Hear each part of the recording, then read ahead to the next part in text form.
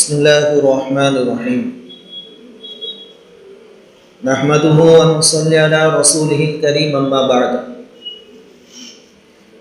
أعوذ بالله من الشيطان الرجيم بسم الله الرحمن الرحيم وتوكل على الله وكفى بالله وكيلا وقال الله تبارك وتعالى في موضع آخر ومن يتوكل على الله فهو حسبه صدق اللہ العظیم۔ بزرگوں اور پیارے بھائیوں، اللہ رب العزت نے اس کائنات کو اپنی قدرت کاملہ سے بنایا ہے، اور اس کائنات کو چلانے کے واسطے چند اصول متعین فرمائے۔ ان اصول کو ہم قانون فطرت کہتے ہیں۔ عربی زبان میں اس کو اللہ رب العزت کی سنت کہتے ہیں، سنت اللہ۔ ان اصولوں کے ماتحت یہ دنیا چل رہی ہے، یہ کائنات چل رہی ہے،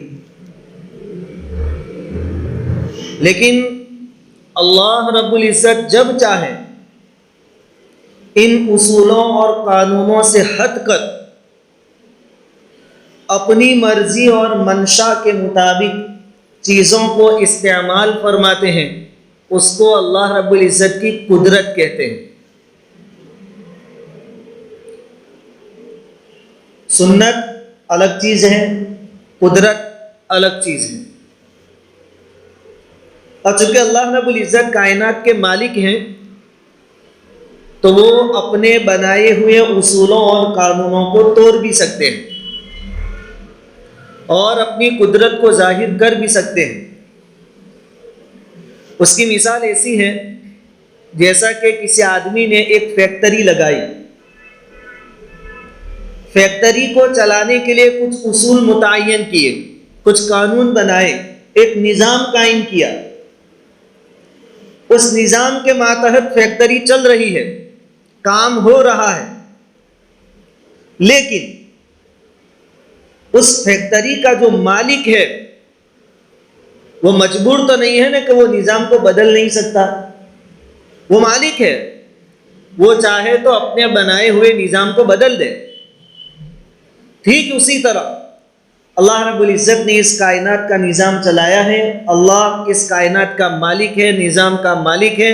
اللہ رب العزت جب بھی چاہے اس کائنات کے نظام کو بدل سکتا ہے۔ عام حالات میں تو اللہ رب العزت کے متعین کردہ اصول بدلتے نہیں ہیں۔ مثال کے طور پر اللہ رب العزت نے آگ بنائی، اس کا کام ہے جلانا۔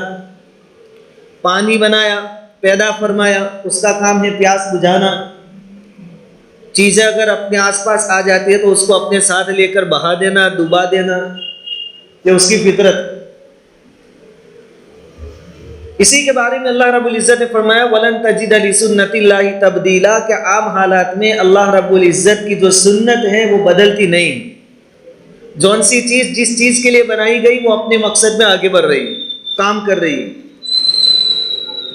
لیکن اللہ رب العزت بہت سی مرتبہ اپنی قدرت ظاہر فرماتے، اصول اور قوانین کے خلاف کام کر کے دکھاتے ہیں۔ وہ آگ جس کا کام ہے جلانا، اللہ رب العزت نے چاہا تو ابراہیم علیہ السلام کو جلا نہیں سکی۔ یہاں سنت اللہ چھوڑ دی گئی، اللہ کی قدرت ظاہر ہوئی۔ پانی کا ایک کام ہے ڈبا دینا وزنی چیزوں کو، لیکن اللہ رب العزت نے چاہا تو اسی پانی نے حضرت موسیٰ علیہ السلام اور آپ کے ماننے والوں کے لیے راستے قائم کر دیے، ان کو ڈبایا نہیں۔ یہاں سنت اللہ چھوڑ دی گئی، یہاں اللہ رب العزت کی قدرت ظاہر ہوئی۔ تو اللہ اس کائنات کا پورے نظام کا مالک ہے، وہ جب چاہے اپنی قدرت کو ظاہر کر سکتا ہے۔ اور یہی چیزیں اللہ رب العزت نے اپنے نبیوں کو بتائی کہ تم جا کے امتیوں کو بتا دو، پوری دنیا کے لوگوں کو بتا دو کہ تمہیں جو ظاہر میں نظر آ رہا ہے وہ صرف اسباب ہے، اس کے پیچھے جو کام کرنے والی ذات ہے وہ مسبب الاسباب ہے۔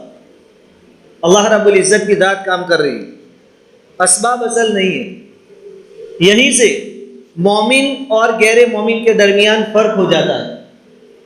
غیر مومن جو ہے وہ یوں سمجھتے ہیں کہ دنیا اصولوں کے ماتحت چل رہی ہے، تو ان کی نگاہ اسباب پر جاتی ہے کہ ایسا ہوگا تو ایسا ہوگا، ایسا نہیں ہوگا تو ایسا نہیں ہوگا. وہ اسباب کو دیکھتے ہیں، ظاہر کو دیکھتے ہیں.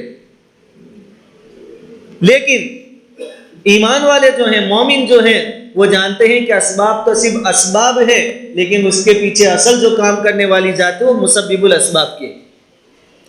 مثال کے طور پر بھائی بارش کے موسم میں بادل آیا تو ہر ایک یہ سمجھتا ہے کہ اب بارش گرے گی، لیکن بہت سی مرتبہ ایسا ہوتا ہے کہ پورا مہینہ بادل تو آتے ہیں لیکن بارش نہیں برستی.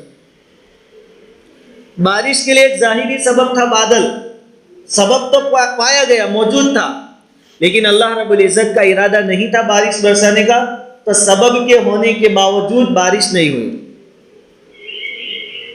اس کے بجائے بارش کا اصل سبب جو قرآن نے بتایا، فَقُلْتُ اسْتَغْفِرُوا رَبَّكُمْ إِنَّهُ كَانَ غَفَّارًا يُرْسِلِ السَّمَاءَ عَلَيْكُمْ مِدْرَارًا، کہ بادلوں سے بارش نہیں برستی ہے، بارش چاہیے تو اللہ رب العزت سے توبہ اور استغفار کرو.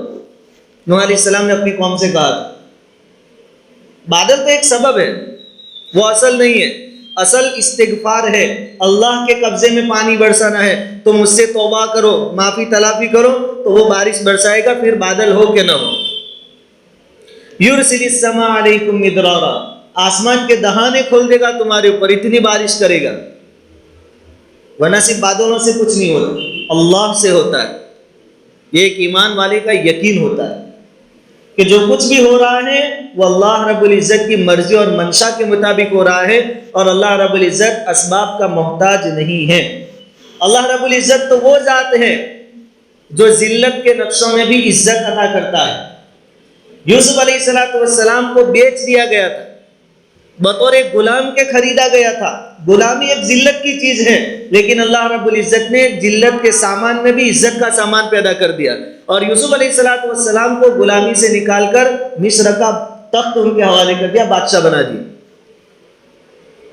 تو اللہ رب العزت ایسی طاقت کے مالک کہ ذلت کے نقشوں میں عزت عطا فرماتے ہیں اور عزت کے نقشوں میں ذلیل کر دیتے ہیں.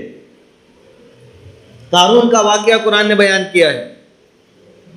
وَآتَيْنَاهُ مِنَ الْكُنُوزِ مَا إِنَّ مَفَاتِحَهُ لَتَنُوءُ بِالْعُصْبَةِ أُولِي الْقُوَّةِ، کہ اللہ رب العزت نے دنیاوی شان و شوکت اتنی عطا کی تھی اس کو، اتنے خزانے دیے تھے کہ خزانوں کی چابیاں اٹھانے کے لیے بڑے بڑے پہلوان رکھے جاتے تھے، وہ بھی اٹھاتے اٹھاتے تھک جاتے تھے چابیاں.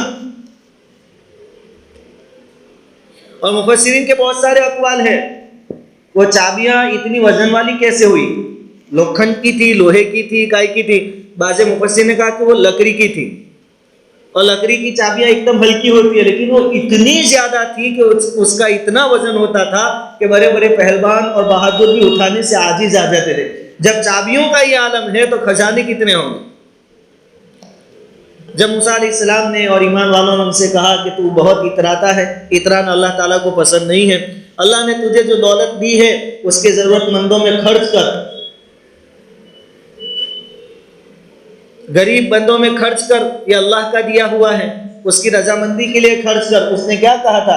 انما اوتیتہ علی علم عندی، یہ مجھے اللہ نے نہیں دیا، یہ تو میں نے اپنی ذہانت سے کمایا، میرے پاس وہ ہنر ہے، فن ہے، وہ ہوشیاری ہے، وہ کمال ہے، میں نے اپنی ہوشیاری سے کمایا، اللہ نے نہیں دیا.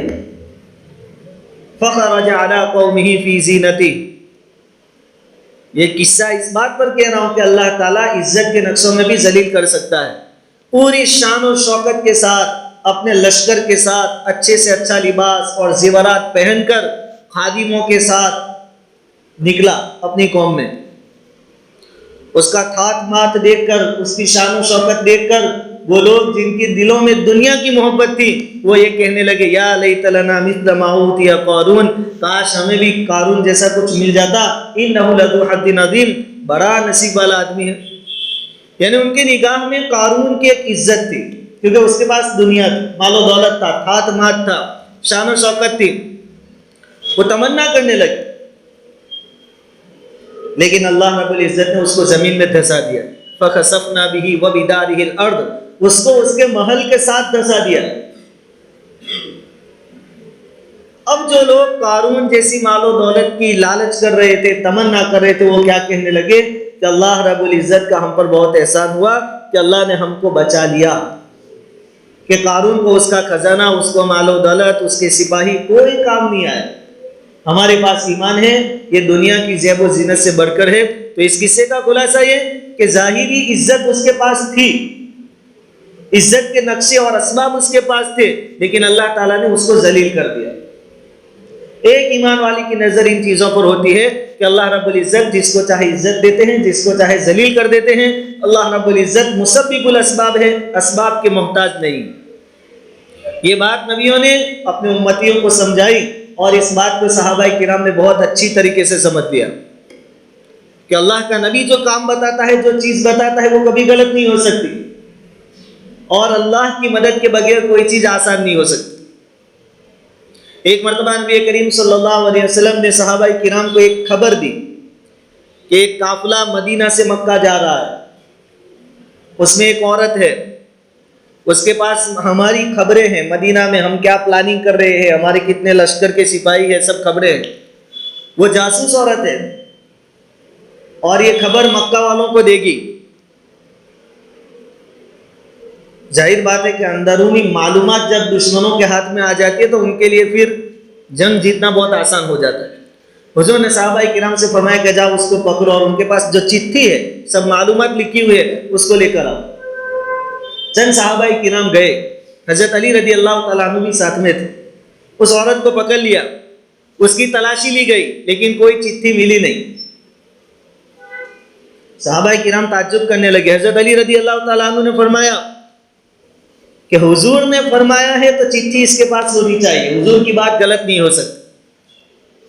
حضرت علی رضی اللہ تعالیٰ عنہ نے پھر زور دے کر کہا کہ عورت سن لے، اگر تو نے سامنے چل کر وہ چٹھی ہمارے حوالے نہیں کی، وہ پرچی ہمیں نہیں سونپی، تو ہم تیرے کپڑے اتاریں گے، اور تیرے وہ اعضاء جن کو چھپایا جاتا ہے، ستر جس کو کہتے ہیں، اس کی بھی تلاشی لیں گے، اس لیے کیونکہ ہمارے نبی نے فرمایا تیرے پاس وہ پرچی ہے تو ضرور ہے۔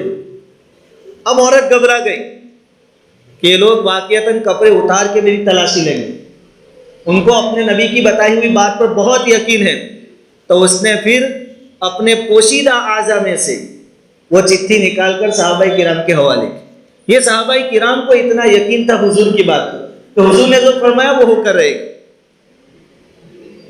اس لیے وہ کامیابی ان کے قدم چومتی تھی کہ ان کو اپنے نبی کی باتوں پر یقین تھا، اللہ رب العزت کے وعدوں پر یقین تھا، اسباب کی طرف نہیں دیکھتے تھے۔